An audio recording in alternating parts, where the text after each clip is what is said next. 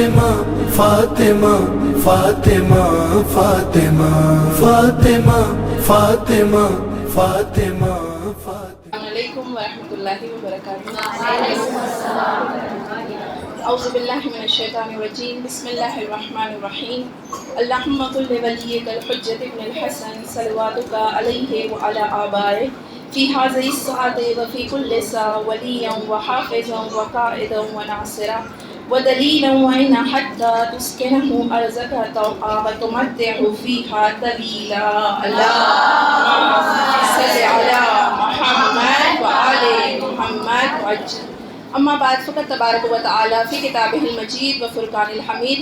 افحسبتم انما خلقناکم عبثا وانکم الینا لا ترجعون. ایک درود پڑھ دیں محمد صلی علی محمد وآل. تمام تعریف اس پروردگار عالم کے لیے، اس وحدہ لا شریک کے لیے سزاوار ہے کہ اس کا ذکر کرنا خود ذکر کرنے والے کی عزت کا سبب بنتا ہے، اور جس کا شکر ادا کرنا خود شکر ادا کرنے والے کی کامیابی کا سبب بنتا ہے. پروردگار عالم کی بارگاہ میں اس کی تمام نعمتوں کا شکر ادا کرتے ہوئے، خصوصاً ولایت کی نعمت کا شکر ادا کرتے ہوئے جو اس نے اپنے منتخب بندوں کو عطا کیا اور اپنے فضل کے تحت ان منتخب بندوں میں ہمارا شمار کیا، اس دعا کے ساتھ کہ پروردگار قیامت تک آنے والی ہماری نسلوں میں اہل بیت کی محبت کو جاری و ساری فرما، مرد دم تک اس نعمت سے میں وابستہ رکھنا، سیرت و کردار سے حقیقی معنوں میں اہل بیت کے چاہنے والوں میں ہمارا شمار کرنا. یہ تمام دعا کی قبولیت کے لیے ایک مرتبہ درود پڑھ دے محمد صلی علی محمد وآل.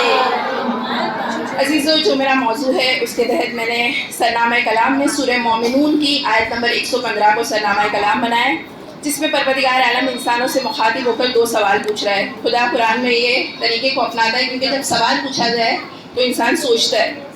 پروردگار کہتا ہے افحسبتم انما خلقناکم عبثا، کیا تمہارا حاسبہ یہ ہے، کیا تمہارا گمان یہ ہے کہ تمہیں بیکار پیدا کیا ہے؟ بیکار پیدا کیا ہے؟ نہیں.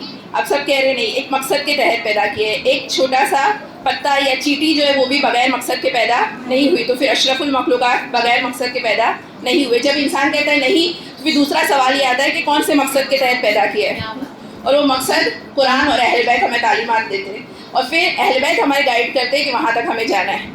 اور پھر پروردگار اسی آیت میں دوسرا سوال ہے وَأَنَّكُمْ إِلَيْنَا لَا تُرْجَعُونَ، کیا تمہیں ہماری طرف واپس پلٹ کر نہیں آنا ہے؟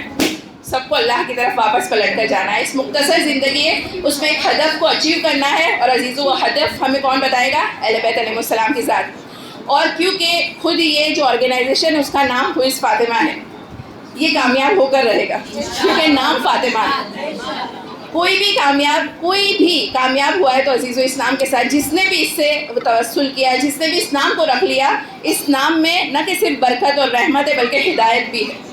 علامہ جو شیخ عباس قمی جو مفاتیح الجنان کے رائٹر ہیں، جنہوں نے بہت ساری کتابیں لکھی ہیں، ان سے پوچھا گیا کہ مفاتیح الجنان اتنی کامیاب کیوں ہوئی؟ وہ کہتے ہیں کہ کیونکہ میں نے اس مفاتیح الجنان کو بی بی کو ہبا کر دیا تھا. حر کو توفیق ملی. عزیزو، جناب فاطمہ زہرا کی عظمت نے حر کو زیارت وارثہ کے اس جملے میں سے اس جملے میں پہنچا دیا، علیہ السلام بنا دیا حر کو، کیونکہ فاطمہ زہرا کی عظمت اور احترام دل میں تھا. تو جب یہ ہوئی فاطمہ ہے تو یہ کامیاب ہونے ہی والا ہے. بس پروردگار سے اس دعا کے ساتھ کہ پروردگار ہمیں بھی اس میں اپنا حصہ ادا کرنے کی توفیق دے. یقیناً بہت عظیم کام کے لیے جمع ہوئے ہیں، ایک خاص مناسبت تھی، لیکن یہ کہتے ہوئے کہ جس طرح علامہ امینی کے لیے ایک شخص نے خواب میں دیکھا تھا کہ علامہ امینی حوض کوثر پر پہنچے، اور امام علی نے جب اب علامہ امینی کو حوض کوثر پلانے کی باری آئی، ایک مرتبہ کاسے کو قریب پہ رکھ دیا. لوگ سمجھے کہ کیا علامہ امینی کو پانی نہیں دیا جائے گا، لیکن عزیزو علی علیہ السلام نے کہا کہ تم نے دنیا میں ہمارے چہرے کو روشن کیا، تمہارا حق یہ ہے کہ تم کاسے کے ذریعے نہیں بلکہ علی کے ہاتھوں سے پانی دو. تو یقیناً عزیزو، یقیناً جب جناب فاطمہ زہرا کے نام کو روشن کریں گے تو پروردگار سے اس دعا کے ساتھ کہ ہمیں بھی وہ سعادت انشاءاللہ نصیب فرمائیں.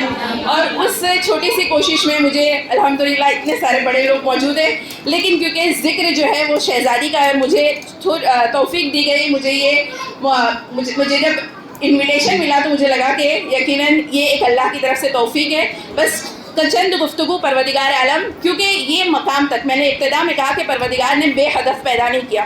اب وہ ہدف تک پہنچنے کے لیے عزیزو ہمیں گائیڈنس کے طور پر قرآن مجید اور اہل بیت دونوں دیا ہے، اور دونوں سے متمسک رہنا ہے. عزیزو آپ دیکھیں کہ کوئی بھی توسل کے بنا، کیونکہ کامیابی کے اثرات میں ہے کہ انسان توسل کرے، کیونکہ یہ وہ ہستی ہے.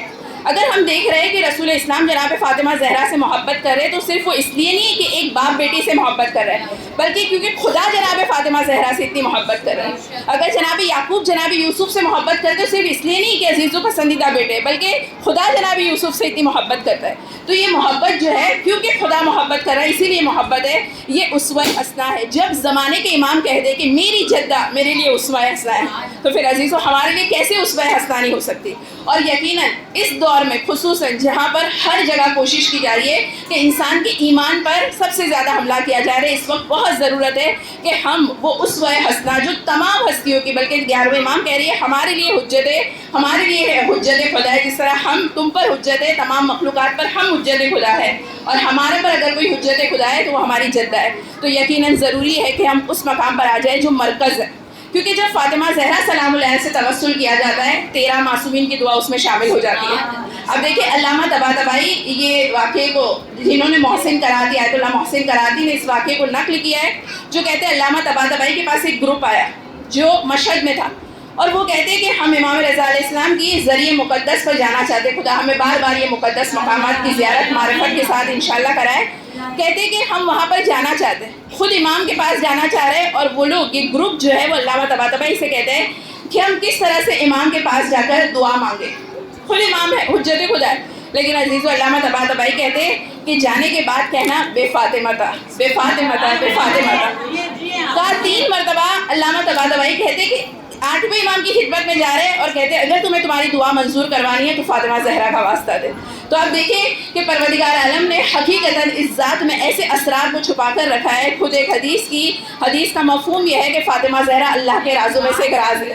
مکمل معرفت کوئی بھی حاصل نہیں کر سکتا، جو جتنی کوشش کرتا ہے وہ اس راستے پر چلتا ہے. اور واقعاً جو جناب فاطمہ زہرا نے تمام نبوت اور امامت کو در حقیقت بچایا ہے. ابھی حدیث قدسی پڑھ کر گئے، حقیقتاً اس طرح سے دفاع کیے تو پروردگار عالم نے ان کی عظمت و احترام کو اتنا بلند کر دیا کہ ہم دیکھ رہے ہیں کہ رسول کے پاس اگر کوئی آتا اور دینے کے لیے نہ ہوتا تو عزیز و فاطمہ زہرا کے دروازے پر بھیج دیتے. تو یقیناً ہمارا بھی فریضہ ہے کہ ہم جب بھی خصوصاً ایسے موقع پر، کبھی کبھی جب توسل کا موقع آتا ہے عزیزو، ہم جب بلا اور مصیبت میں ہو تب تو انسان کی فطرت میں ہی رکھا ہوا ہے کہ وہ توسل کرتا ہے، وہ جاتا ہے خدا کے پاس.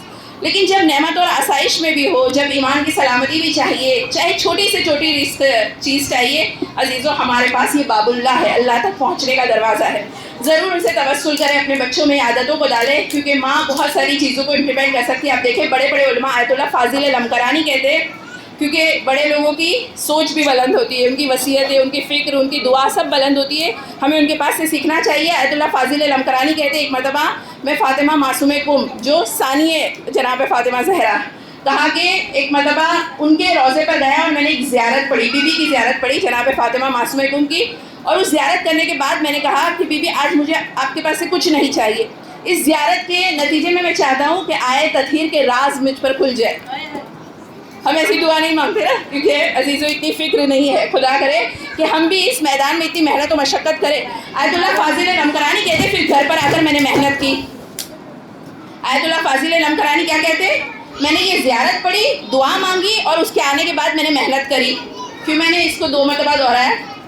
عزیزو کبھی کبھی ہم کیا کرتے ہیں؟ صرف دعا کرتے ہیں. عزیزو یہ طریقہ نہیں ہے. توسل کے ساتھ ساتھ، توسل اگر نہیں ہے اور کتنی بھی محنت ہے تو بھی یہ کام ادھورا ہے، اور اگر صرف توسل اور محنت نہیں ہے تب بھی یہ کام ادھورا ہے. اپنی طرف سے کوشش. اور عزیزو یقیناً ہمارے پاس ایسے وسیلے، تو وہ کہتے ہیں کہ آنے کے بعد میں نے اس پر محنت کی. جب محنت کی تو وہ کہتے ہیں ایسے راز مجھ پر عیاں ہوئے کہ اگر میں 50 سال محنت کرتا تب بھی یہ راز عیاں نہ ہوتے. عزیزو ہمیں چاہیے کہ جب بھی کوئی بھی مشکلات ہو، جب بھی کوئی بھی ایسی چیز ہو، تو ہمیں ان در پر خصوصاً جناب فاطمہ زہرا کے در پر توسل کرنا چاہیے. اور علماء یہی کہتے ہیں کہ بہت سارے علماء اس ایام کو ایام فاطمہ بھی نہیں کہتے بلکہ کہتے ہیں ایام ماں، ہے نا، کیونکہ بہت قربت ہوتی ہے جب اس الفاظ کو دہرایا جاتا ہے.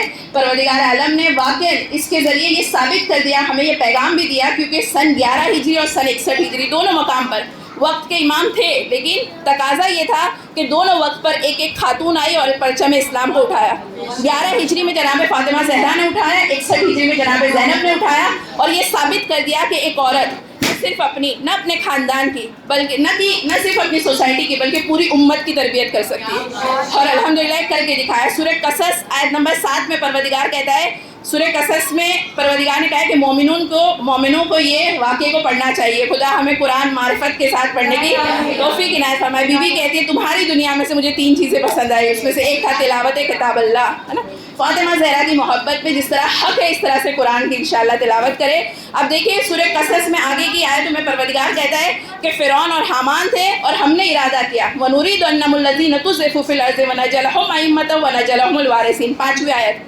یہ ہم اکثر نماز میں زمانے کے امام کی نماز میں پڑھتے ہیں کہ ہم نے یہ ارادہ کیا کہ مظلوموں کو اس زمین کا وارث بنائیں گے۔ پروردگار کہتا ہے یہ واقعے کو بیان کر رہا ہے کہ ایک طرف فرعون اور حامان تھا اور ایک طرف کچھ مظلومین تھے، اور ہم نے ارادہ کیا کہ تمام مظلوموں کو اس زمین کا وارث بنائیں گے۔ سورہ قصص کی آیت نمبر 7 میں پروردگار کہہ رہا ہے جب یہ کام کرنا تھا تو خدا کہہ رہا ہے کہ اس نے اس کے لیے یہ بڑا انقلاب لانے کے لیے کس کو چنا؟ 7ویں نمبر کی آیت میں پروردگار کہتا ہے ہم نے موسیٰ کی ماں پر وحی نازل کی، یعنی اتنا بڑا انقلاب لانے کے لیے خدا نے ایک عورت کو چنا اور جناب موسیٰ کی ماں پر وحی نازل کی۔ کہا گیا کہ اسے دودھ پلاؤ اور اپنے سے دور کر دو جب اس کا جان کا خطرہ ہو، اسے دریا کے حوالے کر دو، اور پھر خدا نے کیا کہا ڈرو بھی نہیں اور غم بھی نہ کرنا۔ اسی آیت میں ہے کیونکہ ہم اسے رسول بنا کر تمہاری طرف واپس پلٹائیں گے، یعنی خدا اتنے بڑے انقلاب کے لیے ایک عورت کو چوائس کر رہا ہے، یعنی اپنے مقام کو سمجھے یقیناً جب ایام فاطمہ بنائے، کیونکہ ہمیں بتایا بھی جاتا ہے اور خود ہم کبھی کبھی اتنے مظلوم ہو بھی جاتے ہیں جبکہ ایسا ہے نہیں۔ عزیزوں ہم دیکھیں کہ ہر میدان میں آگے ہے انشاءاللہ، پردہ اگر ہو تو وہ فاطمی پردہ ہو، گھر ہو تو وہ فاطمی ہو، کردار ہو تو فاطمی ہو، ہمارے کردار سے فاطمی خوشبو ہے انشاءاللہ۔ اور پروردگار انہی وسیلے سے کیونکہ جناب فاطمہ زہرا کے صدقے میں پروردگار عالم آپ سب کو انشاءاللہ خدا دنیا اور آخرت کی تمام اجر عظیم عطا فرمائے۔ یہ ہوئی اس فاطمہ آرگنائزیشن کو بہت بہت کامیابی انشاءاللہ خدا عطا فرمائے۔